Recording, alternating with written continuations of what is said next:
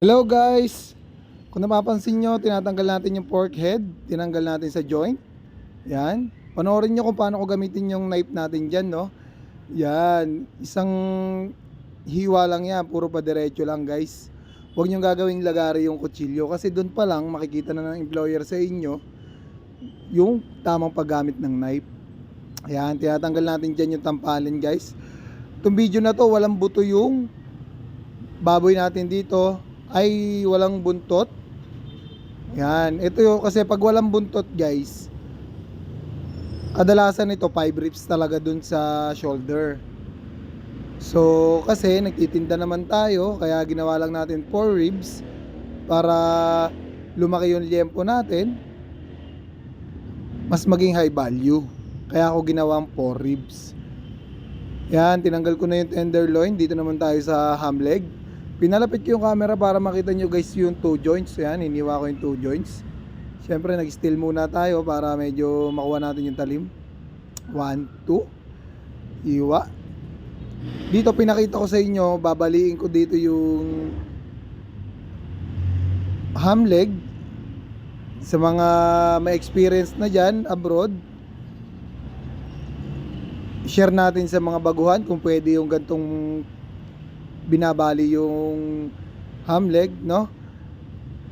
Para may idea rin sila. Bumili nga pala ako ng 4 ribs dyan guys. So dapat yan 5 ribs yan. Kung nakikita nyo yung buto na yan guys, dapat yan kuha sa 5 ribs yan. Pero dahil nga nagtitinda tayo guys, 4 ribs ko lang kinuha. Yan, bumili ako ng 4 ribs. And then syempre yon, iniwas ko na lang sa buto guys, para yung liempo natin malaki pa rin. Di baling maliit yung kasim natin, kasi mas high value naman talaga dyan yung liempo. Kaya 4 ribs ko lang kinukuha. Yan, nakakuha na nga natin yung 4 ribs guys. Siyempre kukunin naman natin dyan yung joint. Ayun yung joint. Yung joint nyan guys, sa 5 ribs kayo bibilang. Tapos syempre iiwas nyo na lang din sa buto ng ribs para makuha nyo yung pinakang joint. Yan, kinakapa-kapa ko nga dyan yung joint. Yan, kung napapansin nyo dyan, medyo matigas talaga yan guys. Siyempre kailangan mo makuha yung duktungan yan para mapaghiwalay mo yung joint. Yan, napaghiwalay ko na yung ribs tsaka yung joint. And then dito naman tayo dumako sa, yan, nadali ko na, napaghiwalay ko na rin yung joint. And then tanggal na natin yung shoulder at pork barrel. Kung napapansin nyo guys, ang laki ng liempo natin. Kasi nga, ayun yung pinaka high value natin guys. Ayan. Dito naman tayo dumako sa deboning, no? Ayan.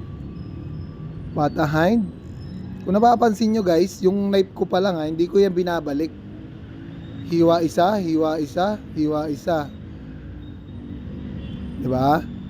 Ganun lang guys, pag magde-debone kayo, kailangan hindi pa balik-balik yung kutsilyo. Kasi doon pa lang mapapansin na talaga kayo ng employer. Ayan, kung nakapapansin nyo guys, 1 inch yan. Yung buto, simula sa may buto, 1 inch. And then, hiwain mo para hindi natin masira yung baboy, no?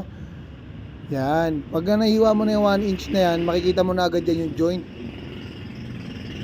Idea yan, tip yan sa inyo guys, lalo sa mga baguhan, no? Yun, napaghiwalay ko na agad yung joint, diba?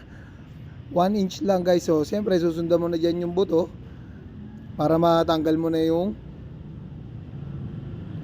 pelvic bone. Pag walang buntot guys, ang tawag pelvic bone. Pag may buntot naman, pigtail.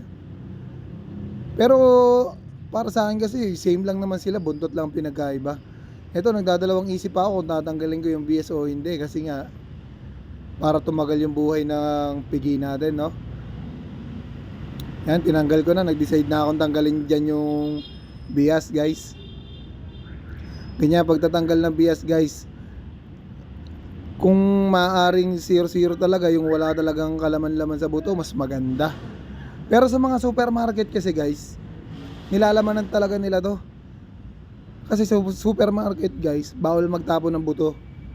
Sa supermarket, kailangan lahat ibenta mo. Yun. Kaya yung mga nasa supermarket, lalo na yung mga hindi nakakahawak ng fresh na baboy, malaking disadvantage sa kanila yun. Kaya yung mga nakakahawak ng fresh na baboy, mas kaya nilang practicein yung standard procedure, no? Mas madali sa kanila yun. Kasi sa mga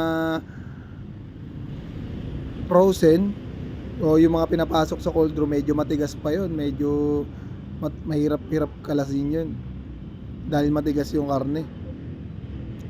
Yan, tinanggal ko na nga dyan yung pork ribs. Yan, tanggalan natin yung pork ribs. Dito naman tayo dumako sa may shoulder blade. Yan, tinanggal ko nga pala dyan yung taba. Pag tinanggal mo yung taba na yan, guys, may makikita ka dyan na ano tawag dito, yung litid. Yan, yung litid na yan, guys. Kung nakapansin nyo yan, litid na yan, yan, hiwain mo na agad dyan pag sa baba niyan. Pagkahiwa mo niyan sa baba niyan, para maiwasan yung masira yung baboy, guys, joint na agad yan. Yan, para sa mga baguhan na, joint na agad yan, guys. Kung nahirapan ka, pwede mo sukatin niya 1 inch din. Yan, para makuha mo agad yung pinakang joint, no? Pagkakuha mo ng joint, yun, mapaghiwalay mo na yung shoulder blade at bias. So, syempre, tatanggalin na natin yung shoulder blade dyan, guys. Tinatanggal na natin dyan yung mga soft tissue para malinis na malinis yung shoulder blade natin, guys. Ang sakit nga pala ng shoulder ko dito. May frozen shoulder nga pala ako, no? Dahil birthday kasi ni Kulot ngayon, wala si Kulot. Kaya talagang kailangan natin i-debone to. Yun, natanggal na natin yan, guys. Kung napapansin nyo, puro kaliwa lang yung ginagamit ko dito kasi yung kanan ko talaga napakasakit. Hindi ko nga maiangat yan.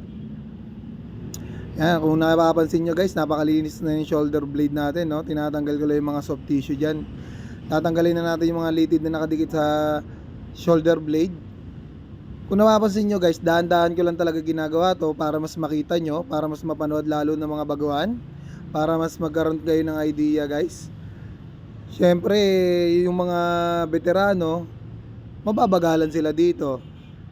Pero para sa akin kasi, itong ginagawa ko para sa mga baguhan, mas makakatulong to sa mga baguhan, guys. Yan, ganyan lang magtanggal ng shoulder blade, no? Pang, isang tanggalan lang, guys. Yan, tanggal ang shoulder blade. Yan, ganyan magtanggal ng shoulder blade, guys. So, tatanggalin na naman natin dito yung pata front. Kung napapansin nyo, guys, yung kasim natin dyan, napakalinis, napakaayos, walang sira, diba?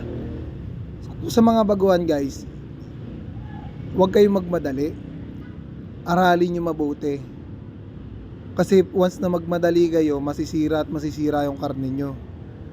Kailangan pag nagde-debone kayo, matalas talaga yung kutsilyo nyo. Kasi pag mapuro lang kutsilyo nyo, ang dami nyo ng masasayang na karne. Magkakaroon kayo ng mga trimmings. Di pa kayo nagigiling pero meron na kayong giniling sa mga lamesa ng pinagkakalasan nyo, guys. Ito yung pagde-debone namin na to, tsaka lang namin to ginawa nung nagbibideo na kami, guys. Talagang nung dalawa lang kami ni Kulot, talaga mabilisan yung galaw, kaya yung substandard yung ginagawa namin. Si Kulot bago lang din natututo ng standard procedure yun. Tinuro ko lang din na ganito yung tamang procedure, no? Kaya sa mga baguhan dyan, practice lang kayo ng practice, guys. Natanggalan natin yung pata front, no? Ayan, pakita ko sa inyo yung kasim natin kung gaano kalinis, guys. Kung ayusin mo yan, no, parang wala kang tinanggal na buto. Kung napapansin nyo, guys, dapat ganyan kaganda, diba? Shoutout sa lahat ng mga baguang butcher dyan at sa lahat ng mga butcher sa buong mundo, especially na sa mga nag-aaral ng slaughtering operation.